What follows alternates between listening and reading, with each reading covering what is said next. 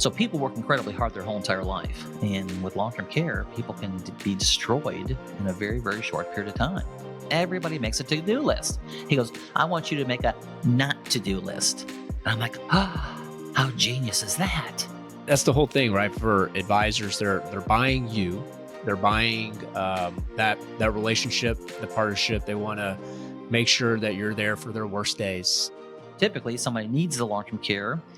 They start pulling money out of their 401k IRA. So now they're getting smacked in the mouth, needing expensive care, and they're getting killed on taxes because they're cashing out this money to pay for their care. Systems work. People fail. Welcome to InsureMark's Advisor Mentorship Podcast with Vice President Jeremy Hauser.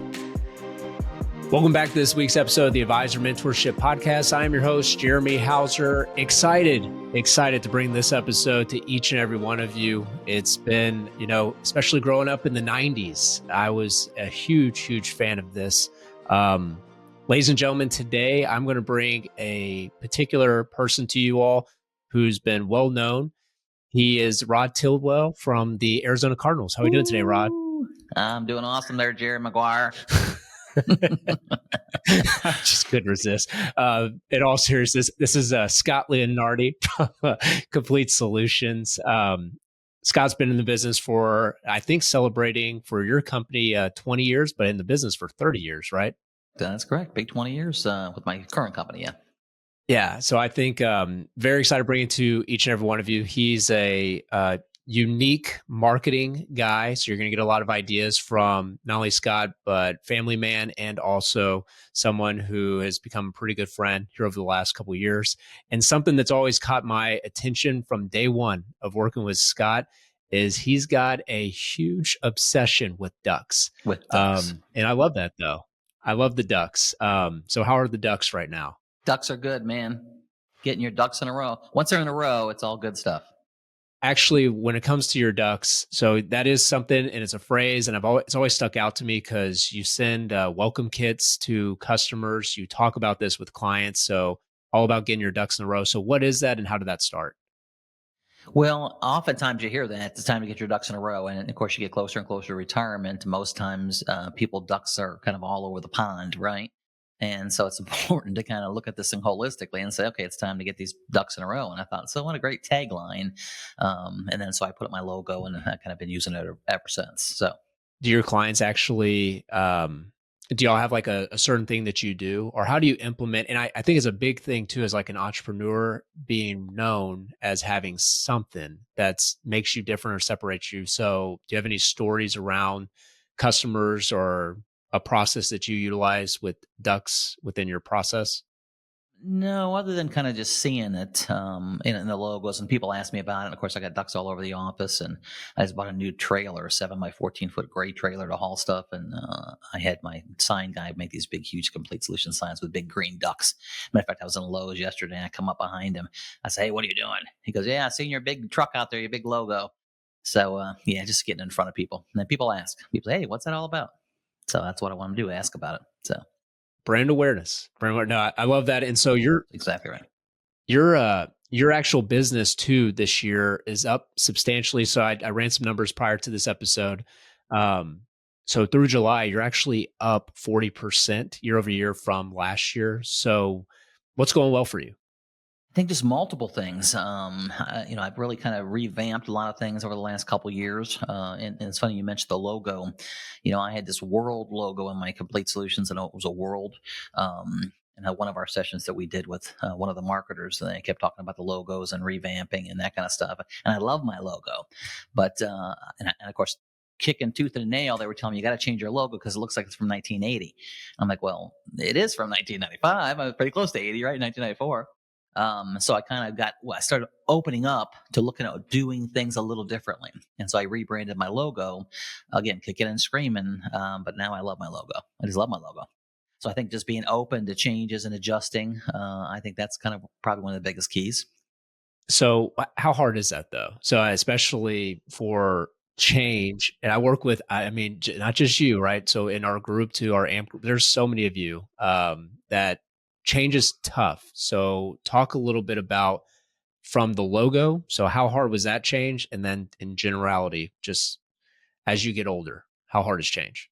Yeah, change is incredibly difficult. There's no question about that. We all know we should change, and we all can change, but oftentimes it's just a struggle. It's that uncertainty. Like I said, my logo. I was in love with my logo. It was my logo, and just to have somebody say, "Yeah, that looks like from 1980. You need to change it." I'm like, "Well, who are you? Change my stuff, right?" But again, just happen to be open to thinking about how to do that stuff. And it's the same thing with our marketing. So you often start to do things that work, and they work enough to be happy. But you start thinking, well, if I change it, what if it doesn't work? What if my volume gets lower? What if I have less success? And that's kind of the bad way to look at it. You got to try new things and be open. And then again, when you start making some adjustments, listen to some of these people have had massive success. Then next thing you know, you're up 40% over last year. So it is very difficult, but it's a necessity of life. And I tell clients that, especially when we're talking about benefits with Medicare and things like that, because, we have a diverse agency. We do Medicare, long-term care, all that stuff. But, I tell people they get so worried about Medicare changes. I'm like, listen, quit worrying about, is this stuff going to change? Because it's going to change. We just got to make the best decision today. And then tomorrow we make the best decisions based on tomorrow. So make those changes, try that stuff, and doesn't work, try something else. So, but it is difficult, but very rewarding. Look who is back on the scene with a special offer. North American Secure Horizon products from Ibexus was the 2024 award-winning suite of FIAs from SRP. They are currently running a premium bonus special on the no-fee bonus accumulation FIA, the Secure Horizon Accelerator, where customers can get up to a 17% premium bonus, normally 15%, on all applications received through Friday, September 26. That is the highest no-fee bonus on a 10-year FIA from an A-plus rated carrier. The Secure Horizon Accelerator from North American is on a run rate of $750 million in 2025, which is a 150% growth from last year. If you are still having customers with opportunities for annuity upgrades of old business sitting at or near contractual minimum guarantee rates, the Secure Horizon Accelerator is a great option. For more information, go to www.insuremarkamp.com/jhauser and click on Learn More. I mean, especially for change. So I'm going to go through a couple stats here for the audience who may not know Scott Leonardi. So especially when it comes to change, we're going to dive into your business a little bit. As your cup has the duck right there. Got the duck on my cup. Marketing, baby, 101. So your business, paper applications, we're in 2025. 95 to 100% of your business is in person, and you prefer Android over Apple. So where do you want to begin with change? Let's not get too excited here. I got my Apple phone finally. Finally, yeah. Of course, my wife hates it, but we're so used to Android, but we're getting over that. Again, change. So for the audience that may be listening, so literally you were a huge component of Android and you loved turning our chats green, being the only green phone in our groups. So you just made the change to iPhone. How hard was that, or what led to that change? Yeah, that was hard. Again, it was just change. You get used to something, and then you start comparing. You do these reviews. I hate, you ever review something. You say, I'm going to go look at some reviews. I hate reviews because one guy says it's the best thing, one guy says it's terrible, and next thing you know, you're more confused when you get off of it. So you just can't find the right review that makes you happy, I guess. But it was a bit of a struggle changing over. But I think they're both excellent phones, and I thought maybe it's time to change, and maybe I'll go up 60% with my new iPhone. Who knows? Yeah, give it a whirl, right? And so I think for people that can relate to you, though, so I mean, paper applications, and I know little by little you're starting to do e-applications when carriers force you, but still not necessarily doing it specifically. It's right, no right or wrong. So doing paper applications and then also seeing people in person. So do you see yourself going further down the hold of just sticking to those processes, or do you see your business evolving into doing a different, no right or wrong answer, but which, in order to get to where you want to go, what do you think? I love seeing people face to face. I've always done that, but in the old days, I used to go to people's houses. Now I never go to somebody's house. I mean, I would go to somebody's house, but generally speaking, I don't. People come to my office, so it is a matter of change. But I do love seeing people one-on-one, face to face, and building that relationship. And I know some folks out there, some advisors, I mean, just do incredible success doing stuff, over Zoom calls and that kind of stuff. And you know, I wish I could be that person, I guess. I could see the best scenario is to be able to do both. And so I do want to intertwine more Zoom calls with what I do. And I have been doing a lot more Zoom calls just with follow-ups and things like that. But I think if you can do business via Zoom and get some of that business that way and do some face-to-face, I think it's a beautiful thing. So yeah, I would like to transcend into more digital.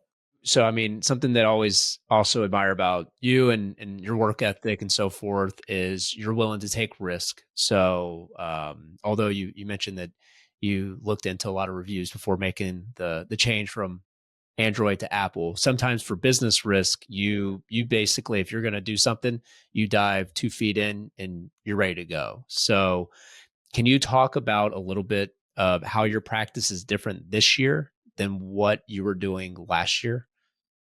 Well, I think it's all about enhancing the system. So I think that's kind of the biggest scenario. I've added a couple of people onto my staff, and I think that was very helpful. I know some people try to do it all themselves, and you can only just do so much. It's amazing when I first put on my first personal assistant, probably about 4 years ago, maybe. And then I just started building additional help from then. And it's a struggle because you think, what if I can't pay for the salary? What about this? I can do it myself. But then it's amazing once you do that and you see how much time it takes off your plate, stuff that you shouldn't be doing. I always tell people I'm the rainmaker here, baby, and my job is to go out there and make it rain. My job is to close deals. And so when you start releasing some of that stuff, and it's hard, most good salespeople, advisors we're control freaks. We want to hold on to that stuff. And so once you start letting go of some of that stuff, I think it helps tremendously. And I think that's what I did the last probably 18 months is just let go of some of that stuff. Hired another assistant that can do a lot of our social media, and feed the ducks, of course. But, you start adding some additional help on that can spread that, responsibilities over. And I think that's a big difference. I can start focusing more on what I need to do, which is, closing deals. And so I think that's been the biggest change over the past 12 months, 18 months. Ibexus believes focus is power. That's why they have built a smarter, faster approach to annuities centered on product, process, and partnership. With no legacy systems holding them back, their fully digital platform delivers lightning fast turnaround, seamless applications, and transparent service. Ibexus designed a best-in-class suite of accumulation products like the FIA Plus and the Wealth Defender, and partnered with a select group of IMOs who share their values. The result: simplicity, speed, and long-term value for everyone involved. For more information, go to www.insuremarkamp.com/Jay Hauser and click on Learn More. Discover how focus fuels performance. Discover Ibexus. How did it even start? So how do you even find somebody who you've been in business for 30 years? And I know I work with Alicia, so I assume that's who we're talking about for hiring somebody. It's horrible. It's horrible. I know there's services you can call and try to get some help trying to find that person, that kind of stuff. But hiring people is horrible. You're looking for that person that gels with everything and has got a good attitude.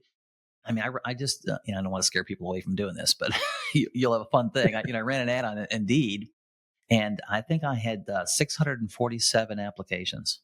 Ridiculous. 647. It was crazy. And of course, I start getting on Facebook and looking some of these people up because I'm trying to see if I can find a little bit about them first before I, contact them. And of course, on the resume, we know resumes are all a bunch of junk, right? I mean, they say all this wonderful stuff they do, and they can't turn on a computer, right? And so just going through all that stuff was pretty tough. But again, it's worth it. That's just part of the process. So again, it's just hard to find somebody that is a good, quality, hardworking person. Well, that's the whole thing, right? Going back to the theme of change, taking risk. So what nudged you to say, because what you're going through right now, a lot of advisors struggle. Either they've gotten past it or they're still at the starting block. So they still haven't done it. So there was something to where finally you decided, hey, I remember earlier this year you called me and you were saying, you know what, I'm about to be on everybody's iPhone. I want to be just the face that's strolling through social media. So what pushed you to want to become that? Well, I think it's just I don't know, somebody I was listening to is, I don't remember, it was one of the speakers that you had in maybe or something that somebody I was listening to, and he goes, you can't build and grow and become known through obscurity. Mm. And I thought, what does that mean? Again, if you can't get out there and less people know you and see you, it's hard to grow and build. And I think that kind of stuck with me. And I thought, you know what? I can't grow through obscurity. It's time to, get out there and focus on my brand and build the awareness and that kind of stuff.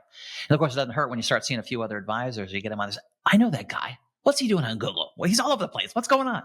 So that also helps, kind of pushes you along. So I'm just as good as he is. What's going on? So Going to hiring, going to consistently taking the risk. So this year, that is something new. So I know for sure you've probably started to post more than ever, but it's not you necessarily on everything. You basically brought somebody in to handle some of the content creation for you. Is that so? How does that work? Or like, what's it's a moving target right now. So what's your process with having somebody on to help you with content creation? yeah, I think that was a big necessity with me. For the longest time, I say I hate social media. I hate social media. Matter of fact, when I got married to my wife 17 years ago, I didn't even have a Facebook account. I don't know how old Facebook was then. She goes, "You need a Facebook account." I said, "Why? Why?" So guess what? Overnight, I had a Facebook account. I had 12 friends. Of course, they were all her family, but I had 12 friends. And I'm like, what do I need this so far? So I went this big change to think, kind of it's the way of the future and it's marketing. But I also realized I'm not going to get on the social media networks and blast stuff constantly like some people. Hmm. So I've got to have support with that. So I thought, I've got to put somebody on who can actually do some posting for me, help do some content creation. And it's out there all over the place. You just have to go out there and find it. No, I have been on videos and I have done a lot more, and I need to do even further more. But the bottom line is if you're in a situation where you don't want to do the work, you either accept the negative consequences of not doing the work, or you hire somebody to do the work. And that's kind of the key. You just got to put somebody on. If you're not doing it and you're not willing to do it yourself, you got to put somebody on who you can pay to do it. And that's just kind of the bottom line with me. And that really helped tremendously. And they're buying you. But I got me a selfie stick. And so now I'm starting to move along a little bit. So still don't want to do it all though. That's the whole thing, right? For advisors, they're buying you. They're buying that relationship, the partnership. They want to make sure that you're there for their worst days. So they want to get to know who is going to be helping their loved ones if they're not there. And like you said earlier, so you would basically not knowing outside of social media that you had this huge personality if Scott doesn't get out on the web. So I got to get the Scotty show out there. So and so something about your business too is unique. And I think it's been the common message that you've done is you do a lot of social security planning. So you do a lot of workshops, but you have a huge value that you bring to customers is bringing awareness to long-term care. So why is that? So over the years, you've always, I mean, yes, you do annuities, you do some life insurance, but you've always done asset-based long-term care. So what got you into that side of the business? Well, when I started the insurance business 30 years ago, it was all about Medicare. And we still do a decent amount of Medicare today, but it was all kind of starting in that Medicare arena. And I would go through that and look at all the co-pays and the out-of-pockets when people don't plan properly. But then I realized, the biggest out-of-pocket with Medicare, the biggest healthcare issue is long-term care. And it's just a serious issue. There's three problems why long-term care is such a big problem, right?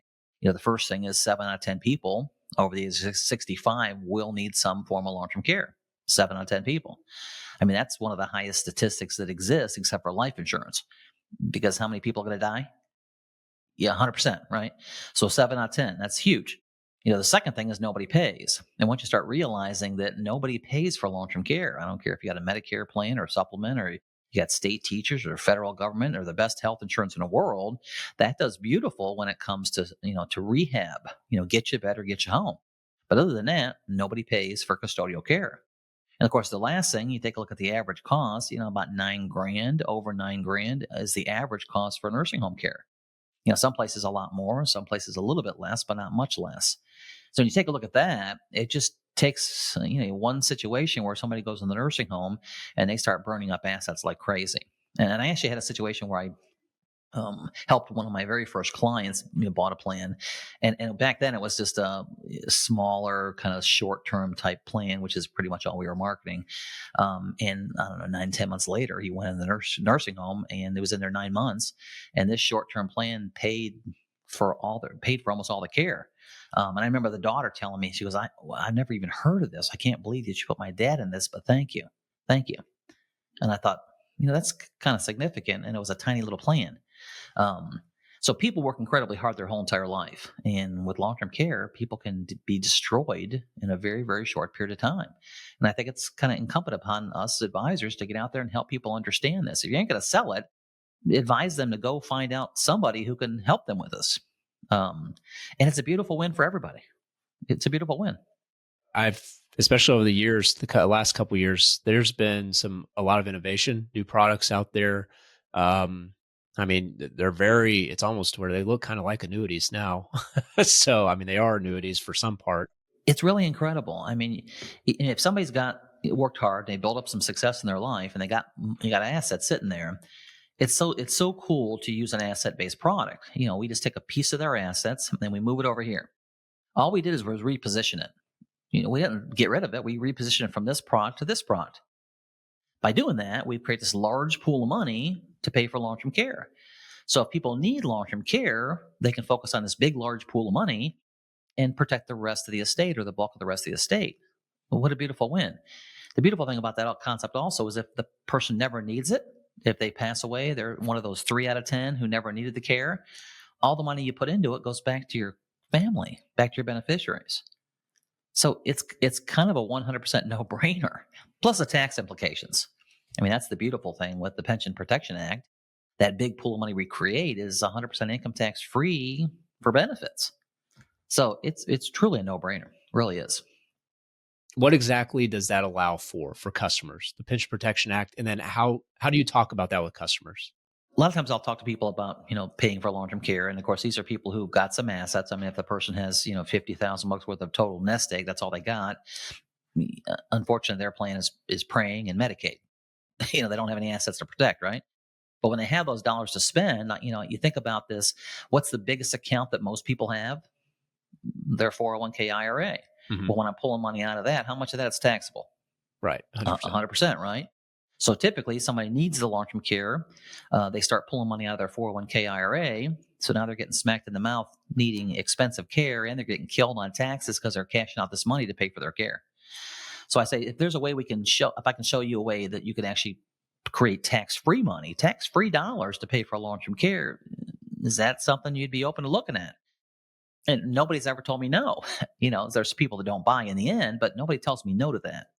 So with the Pension Protection Act, as long as it's a qualified plan, we can move those dollars into this long-term care qualified plan. And then when they go to pull the money out for long-term care, it comes out 100% income tax free. So that's kind of a beautiful thing. And most time we're using the long-term care life insurance concept. There is a long-term care annuity too, but most time I'm using the long-term care life insurance concept. So you get tax-free dollars coming out to pay for care. And then in the end, when you pass away, the money goes to the kids income tax free. So it's kind of a beautiful scenario. Advisors, ignite your practice with Prosperity Life Group's Path Pro series, launching right after Labor Day. Path Pro and Path Pro Max pack a punch. 3 custom index options, the S&P 500, and a fixed bucket, all with 0 market risk, 0 explicit fees, and a massive premium bonus on the Path Pro Max. Lock in guarantee rates with the custom indices for 5, 7, or 10 years with issue ages up to age 85. Prosperity Life with $25 billion in AUM, A- ratings from AM Best and S&P, and 100% renewal rate integrity since 2018 has your back. Supercharge your clients' growth at prosperitylife.com. So, and I take it, so this year, yep, business is going well. You made some changes here lately, and I think I want to talk more about, because that is a huge focus of your business too, is helping people with asset-based long-term care. Is that more of a niche in your area, do you think? Or do a lot of people have that conversation? No, that you look industry wide, and you hardly see people talk about long term care. I mean, I don't. I mean, if I think back over the last 12, 18 months of clients who I've talked to about long term care, they say they've never heard of it before. I mean, nobody's talking about this thing, Hmm. and so the opportunity for that is massively huge. Um, and like I say, it's a win-win for everybody. It protects the client, beautiful tax-wise and asset protection, and it's a beautiful product to sell on top of what we're already doing because it's a wonderful commission. So it's a beautiful thing, kind of all around. And even for people who have a lot of money, and I think some advisors make this mistake. They think, well, this client's worth $2 million, and they got money, they can pay for long-term care. Hmm. Okay, why are you making that decision for them? Right? What if we can show a more effective way to pay for long-term care? Again, utilizing some tax-free concepts. Matter of fact, I had a guy last week, and he's worth about $4 million. And I'm talking a little bit about long-term care and that kind of stuff. Of course, his wife is worried. The guy is like, we got plenty of money. And I said, well, let me ask you a question. Why do you think you don't need this coverage? I mean, why don't you think you need this? And of course, I knew what he was going to say. And he said, well, we got money. I said, okay, so you think you can just pay for it yourself? He goes, yeah, I can self-insure. And I said, well, great. Let me ask this question. If you can boil down one single word, boil it down to one word, why you're a successful retiree, what would that one word be?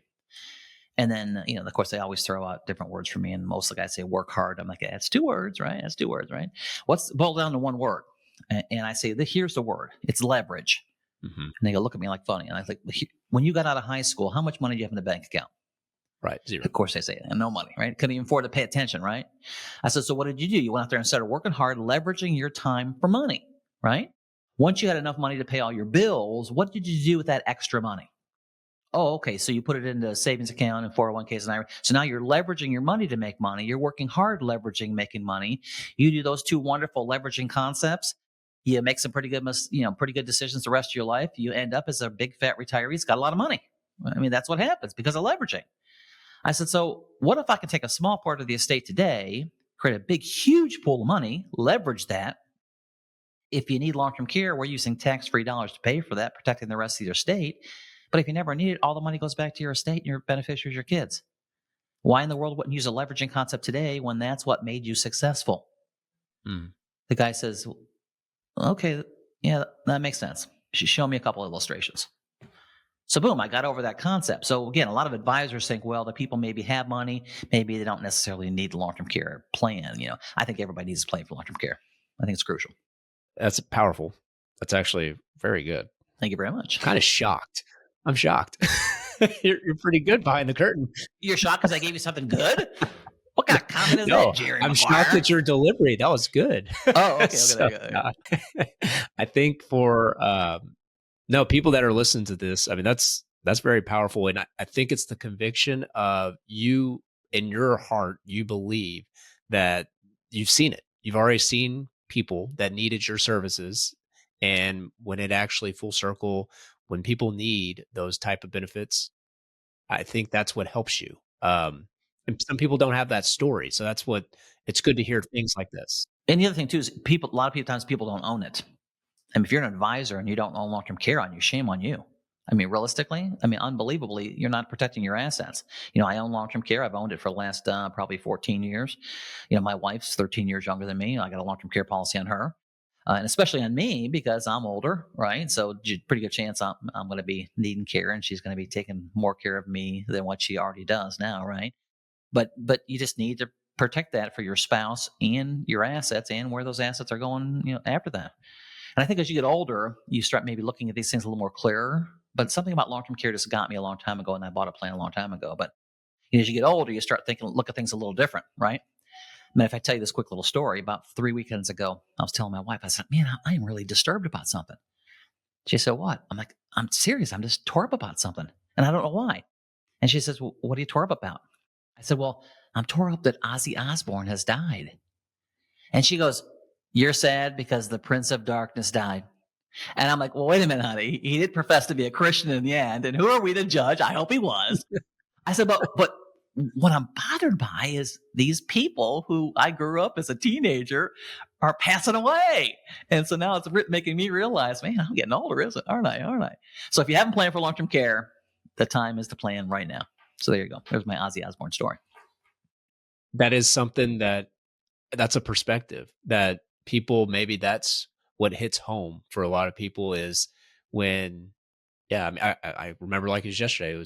I remember the Kobe Bryant thing because Kobe was probably 8 years older than me, maybe. You just obviously never know, but obviously his was a little different. But yeah, it's perspective. And I think It's perspective. Yeah. something that, going back to really in your business is interesting. It's fascinating to me because I think over time you continue to not only just grow, but you're hiring new people. What what was the biggest challenge you would say in your business with taking on additional expenses? So, what's probably the biggest challenge with that? Cash flow. That's kind of the key. You want to, you got to figure out, see how you get situations going, you got your profit margins going and you're happy, you're comfortable with those at. You always want to make more, but you're comfortable with what those numbers are. Well, Hmm. then you start significantly increasing that number or, potentially significantly increasing your expenses. It's a little bit of worrisome because you think, man, am I going to be able to cover all this? And God forbid, if I put somebody on, I don't want to get rid of them in 4 or 5 months because it's just not working out. The volume's not catching up with it. That's probably the biggest challenge is thinking about the unknown. But you know what? I spend 5, 6, 7 grand on a seminar, and sometimes it doesn't work out so good. And guess what? It all takes care of itself. So I think just probably trying to get over that scenario of I got to do this. I've got to grow and build my business. I mean, if you're not happy where you're at, it's time to make some changes. It's really that simple. And I got 5 kids, and I tell my kids that all the time. Like where you're at, change what you're doing. It's kind of that simple. So if you're happy, don't change a thing.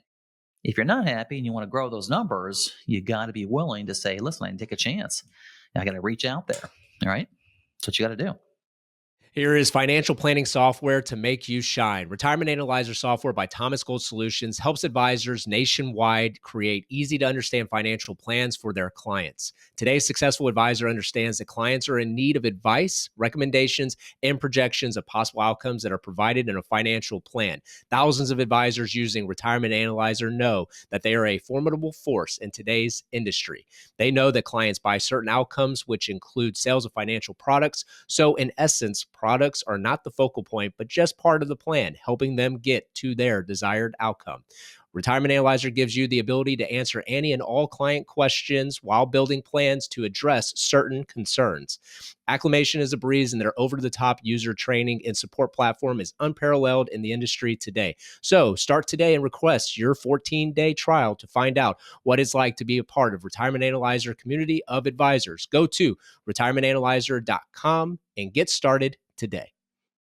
Yeah, and I think for your challenges too. So one, yeah, as the business owner, the expenses get you a little nervous, but at the same time, though, you have a vision, right? Because you're the visionary, so you're how far out when you think of your plan. Like, do you wait until December 31st to plan next year, or how often do you start putting your plan together for the next year, and so forth?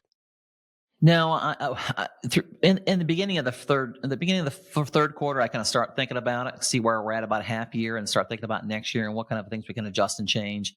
And then probably by the beginning of the fourth quarter, I want to have things pretty set of exactly kind of where we want to go, the numbers we want to go, and the seminars we kind of want to run. At least have the basic outline of it. I think it's crucial to be in that scenario. Otherwise, next thing you know, the holidays are here, Thanksgiving and Christmas, and now we're into January, and now, oh my goodness gracious, let's do some stuff. But then it takes you another 30, 40, 45 days to get things up and running. Next thing you know, you're at the end of the first quarter already.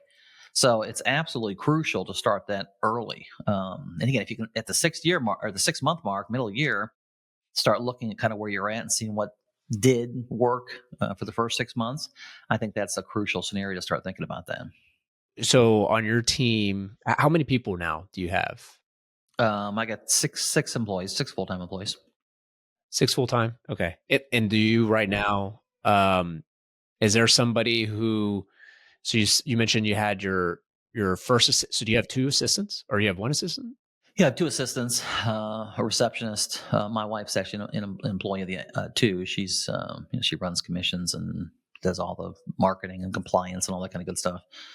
We have a couple employees. We have a tax division too, so we have 2 employees that do that, and then another receptionist. How do you decide who out of the two assistants? So I know we had somebody who spoke at the recent Founders Club. He talks about some of the most important hires you'll ever hire, your executive assistants. So how do you decide who does what, or do they have the same role? Yeah, well, no, obviously started with one, so that person's just kind of helping me with clients' files and my schedule. She runs my schedule, which I think is tremendously excellent when you have one person that's overseeing, controlling your schedule. So I think that's just tremendous. And she does a lot of stuff with my clients and my organization and that kind of stuff. And then now that we've added on the second one, primarily to do a decent amount of social media, but now I'm kind of intertwining responsibilities between those two. So I don't have a perfect answer for that now. In the next 2 months, I'll probably have a better answer than that. But it's just a matter of kind of dividing it up. And of course, you have to give up a little more control, and that's tough, right? You got to give up a little more control. But I mean, obviously, it's things that you shouldn't be focusing on, though. So that's the big vision, right? Yeah, that's the big vision. Who was that guy that came to that conference we did? And he says, who was that guy? He's from West Virginia. But anyways, he goes, everybody does a to-do list. Everybody makes a to-do list. He goes, I want you to make a not to-do list. And I'm like, how genius is that? A not to-do list. You think about this. Any given week, you can think through, there's probably 6, 7, 8, 9 things that you did this week that you just don't want to do it again. I never want to do it again. So he said, start building this not to-do list. And I thought that's genius, right? And you start filling out this list, and then you start getting some of those off the list. And it's probably hard to get them all off the list quickly anyways, but you start getting a few things off the not to-do list. That's beautiful. That's beautiful. Yeah. And so yeah, I think that's right. It was Chad who talked about that. It was Chad, yeah. That was awesome. And I mean, also that's where people right now, so advisors that are just dipping their toe into hiring people for the first time in 2025. So that was the big thing for them, is just their below the line activities. So they're not to-do lists. So anything, just getting that removed. So did you end up implementing that amongst your office, or you're trying to do that right now? Yeah, I did. Yeah, I've added a variety of things on my not to do list, and yeah, I've gotten probably 4 or 5 of them off my not to do list. There's still a few things on there, but I'm trying to add some more stuff to it. But I think it makes you more aware. That's the key. If you become aware of this, like my 5 kids, I've been beating them about their credit score forever, right? And I say you just have to monitor it, right? Get a credit service and monitor your credit. Look at it every single day and see what your credit numbers are. And one of my daughters said, "Why would I want to look? I don't look at that every day. Why?" Well, if you look at it every day, you're kind of aware to it, and you kind of make some changes. You'll think twice before making those stupid mistakes if you just become aware of it. And I think part of that not to-do list kind of helps you make a little aware of, man, I got to find somebody to take this spot. Because if they can get rid of that off my plate, I can focus more on doing what? Going closing deals, which is what I'm good at and what brings revenue in. So many things we do that are not revenue producing activities. They're just necessary activities, but they're not revenue producing. I need to focus on revenue producing activities. Revenue generating activities. I love it. Revenue producing activities. Yeah. And are you, so obviously being able to get a lot of that stuff off of your lists now maybe frees you up a little bit more to be in front of prospects, be in front of clients. Something that was unique with your business, and I made a huge note that I wanted to talk to you about for this one, is something you do when customers become, or prospects become clients. You have a book that you generate and you actually give to them. And what's the name of that book? So I've created this thing called the Complete Solutions Retirement Toolkit is what I did. And inside this toolkit, I use a variety of different articles. I've got retirement checklist, just a lot of good stuff like that. And also inside that book, I use one of Patrick Kelly's books, Stress-Free Retirement. And it's kind of cool. So if you, I'm sure you've read that, but Stress-Free Retirement, but most people don't read these big, thick books, right? And I always tell people, I give these people these thick books and everybody tells me they're going to read it, but nobody reads them hardly. And so what I did in this specific book, chapter 2 gives you a good illustration of the market going down. So I actually put a physical $2 bill at chapter 2. And so I tell them, I open it up and pull out the packet and say, I want you to go through this information and we'll talk more about it. It's going to generate some pretty interesting topics for you. I said, but I know you're not going to read this book. I know you're not. Oh, yes, I am. No, I know you're not. But listen, read chapter 2. And I opened it up and I said, I'm going to give you a $2 bill to read chapter 2. It's virtually 6 pages. If you don't read the 6 pages, you owe me this $2 back. If you read the 6 pages, you've earned your $2. And they look at it, is that a real $2 bill? I said, yeah, it's a real $2 bill. And it's crazy how many times they come back and say, I earned my $2. I earned my $2. And my philosophy is I get them to read a little bit. They'll probably read just a little bit more, read a little bit more. So I am a big advocate of getting books in front of people, but I also know people aren't committed to read the whole darn thing. But I don't need them to read them all. I just need them to read some of it and engage me with the rest of it. So that works effective. I don't know if that's what you're talking about. I've completely forgot about that, by the way. But yes, that is a very strong back to the basics, right? That used to work so often, still works obviously for you. Worked 100 years ago, works today too. Yeah. But I was talking about your Great Adventure book. Oh, Great Adventure Guidebook. Yep. So what is that? Yeah, I give out a whole bunch of books. I got a brand new one too. Ask me about that one. My brand new one in the end, my in the end book. I hate to use the word retirement, right? Because to me, retirement sounds like done, finished, stop, over, right? And I tell clients this. I said, so when you finally leave that job for the very last time, I mean, blood, sweat, and tears, you worked a bunch of years, you finally leave that job. My philosophy is you are now entering what I call your great adventure. And your great adventure should be phenomenal. You should be out there fishing and golfing and sitting on the porch and seeing grandkids and volunteering or traveling. Whatever your great adventure is, that's what you should be doing. It's all the stuff that you've been planning on doing, but you couldn't do because of why? Because you had a job. So once you leave that job for the last time, it's your great adventure.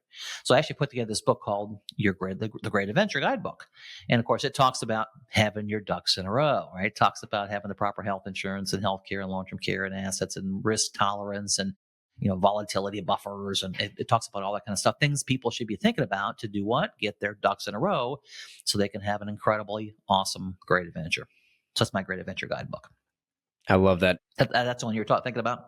That is for sure the one, because that always actually, because I love the fact that it's just a different way of how you have the conversation with people that become clients of yours. Is you have them optimistically thinking about their great adventure instead of retirement. Yeah, that's exactly right. And then I'm sure over time you're starting to develop that a little bit more. I mean, I'm sure clients that you work with come to you and they tell you what exactly they do. Because I actually have seen firsthand from people that they all of a sudden retire and they really don't know what they want to do. So do you find yourself having to guide them a little bit, or you think that's a service that you offer? Yeah, I start to integrate that when my first couple of conversations with people. I'm talking to them, just finding out a little bit about them, where they work, the basic fact finder stuff. And then I ask them, I said, when you finally leave this job for the last time, I don't use the word retire. When you finally leave this job for the last time, what do you want to do? What kind of plans you got? What kind of goals? What kind of options you got? What are you going to do? And it gets them thinking. And some people know some stuff, and then a lot of times people don't know. I'm not sure. And I said, well, one of the reasons why people don't retire or don't retire when they can retire or they should retire is because they're afraid they're going to not have stuff to do. They're going to be, I don't have nothing to do. I have no direction. So you start figuring that out. Now you start thinking to yourself, man, I could go have a great adventure. Now, when can I retire? Are my finances together? What do I need to do to make this happen earlier? And it's just about being comfortable with crossing over to that side into your great adventure. That's kind of the issue. So I start talking about that right away. Matter of fact, I talk about it even in my seminars. At the end of the seminar, I give away the Great Adventure Guidebook. I love that. And are you, well, before we're wrapping up here, what's your next, you're always creating, that's why I think we get along so well. I'm always creating it. So I ran across this thing, this at the end, everybody needs a planning book to put all their stuff in. Right. So, when you pass away, guess what? Millions and millions of dollars get into the unclaimed funds at every state. Because people just forget about stuff, right? They have a bank account here, bank account there, and the kids can't find the stuff, right? So you should be writing all this stuff down in a book. And there's a whole variety of books out there, and I found one that was kind of one I liked. So I thought I'm going to create one just kind of like this. So our book's called Duck, Duck, Dead. Now what? Duck, Duck, Dead. Now what? So it's a guidebook where you can put your bank accounts in there. Who's my attorney, who's my CPA. Here's where all my stuff is. Where's what kind of funeral do I want? Music. You can fill it out as much as you want or as little as you want. But I said you got to write stuff down because your kids are not going to be able to find everything, and all that stuff's going to end up at the state. Unclaimed funds. There's multi-million dollars in unclaimed funds. Do you want it to go there, or you want it to go to your kids and your grandkids? Well, I want it to go over here. So good. Give them my new book, Duck, Duck, Dead. Now what? How you like that? Got to put the ducks in there. I love that. Got to put the ducks in there, baby. As we wrap up, any last words or wisdom that you want to offer to the audience? Words of wisdom. You know what? Like I said, one of the things that I've been doing this business a long time, 30 years, it's kind of hard to believe. And I've seen a lot of changes over my entire career, of course. And I have 5 children, and one of my kids actually works for me, my son, Michael. And I tell him on a regular basis, man, if I just knew today, if I just knew what I know today, if I knew that 30 years ago, I would be having this meeting from my house in the Caracas Islands is what I would be doing, right? And I'd be a multi-millionaire. I said, so the key is you got to start learning this stuff. And again, you got to be willing to say, hey, I need to learn a little bit further. I need to become better at this, be open to change, and just process through. Because think about that. If you could back time up and change some of those things, do something a little differently, you probably would, right? Absolutely. Well, what if you can figure out some of that stuff today and have some more success? That kind of makes sense. That's good.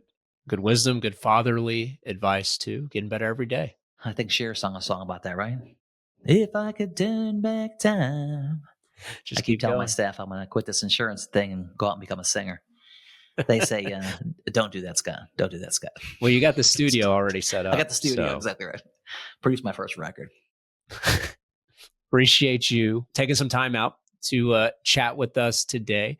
Thank you very much for your partnership. Yeah, and everything you do. Thank you also to the listener for tuning in to this week's episode of the Advisor Mentorship Podcast. Make sure to subscribe on your favorite listening device so you do not miss out on any future episodes. Subscribe to our YouTube channel at Jeremy Hauser AMP, and also connect with us on LinkedIn at Jeremy Hauser. And remember, as you're sharing this episode with a friend or colleague in a world full of betas, be an alpha.